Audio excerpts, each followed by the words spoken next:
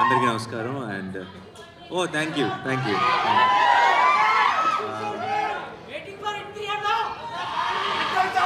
రోజు అందరికీ నమస్కారం. ఇక్కడికి వచ్చిన మీడియా మిత్రులందరికీ మనం ఆల్రెడీ ఇందాక కలుసుకున్నాం, మళ్ళీ ఇక్కడ కలుసుకుంటున్నాం. చాలా సంతోషంగా ఉంది ఒకే రోజు 2 సార్లు కలవటం.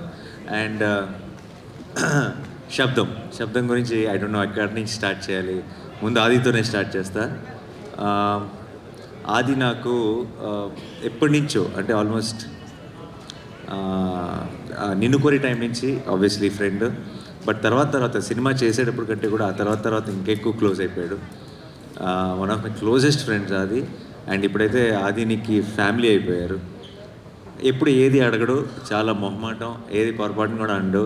ఎప్పుడో ఒకసారి సినిమాని ఒపీనియన్ కోసం ఏదైనా ట్రైలర్ కానీ ఒక టీజర్ కానీ వచ్చినప్పుడు నన్ను కలిసినప్పుడు చూపిస్తాడు ఫోన్లో. అండ్ ఈసారి శబ్దం గురించి చాలా ఎక్కువ చెప్పాడు. అండ్ తను ఫస్ట్ టైం శబ్దం గురించి అడిగాడు నన్ను ఇక్కడికి రమ్మ.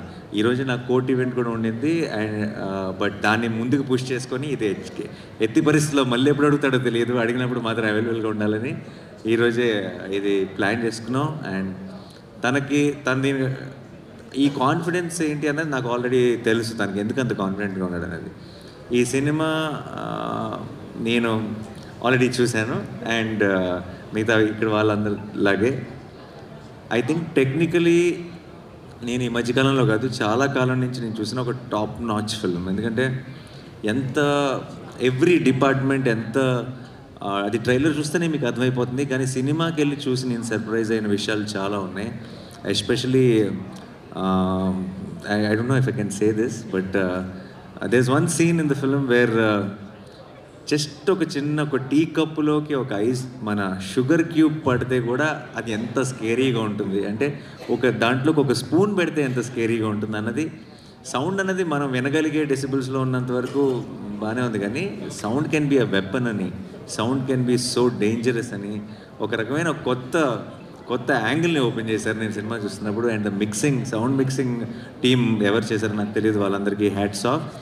అండ్ తమన్ గారు music was very very good.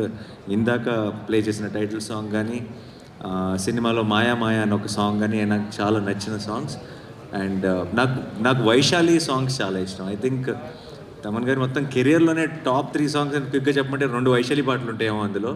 అంత మంచి పాటలు ఆల్బంలో ఉన్న సాంగ్స్ అన్నీ కూడా. అండ్ మళ్ళీ అదే టీం అందరూ కలిసి ఈ సినిమా చేయటం అండ్ అది వాటర్ మీద, ఇది సౌండ్ మీద, అలాంటి ఒక యూనిక్ ఐడియాని తీసుకొని ఇంత టెక్నికలీ సౌండ్గా ఎన్నో మూమెంట్స్ ఉన్నాయి సినిమాలో, ఎంతో గ్రిప్పింగ్గా తీశారు.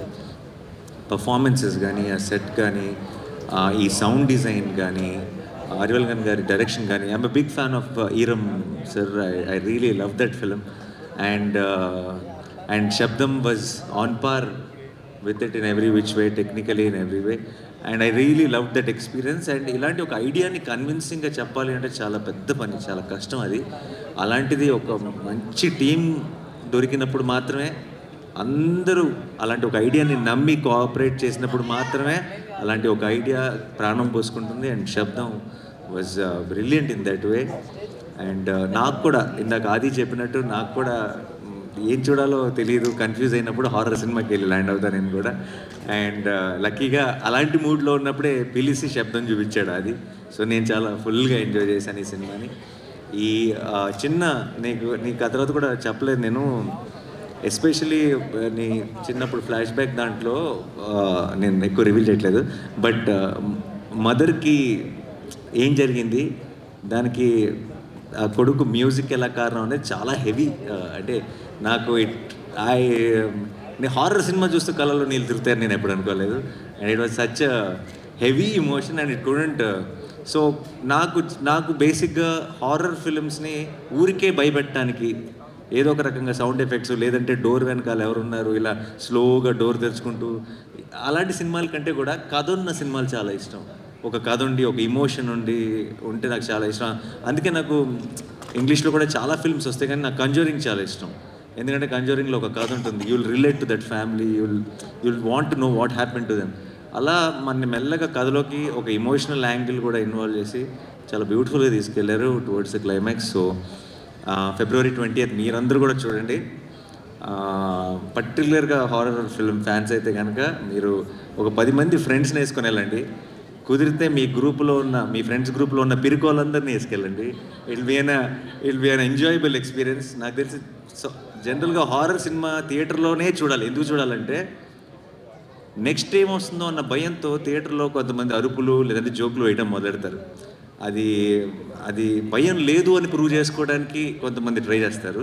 సో ఆ ఎక్స్పీరియన్స్ ఐ థింక్ థియేటర్లో మాత్రమే ఎంజాయ్ చేయాలి. సో February 20th మీరందరూ కూడా వెళ్ళి శబ్దం సినిమాని చూసి మా ఆదిని ఈ టీం మొత్తాన్ని బ్లెస్ చేసి ఒక బ్లాక్ బస్టర్ వాళ్ళ చేతికి ఇవ్వాలని మనస్ఫూర్తిగా కోరుకుంటున్నాను.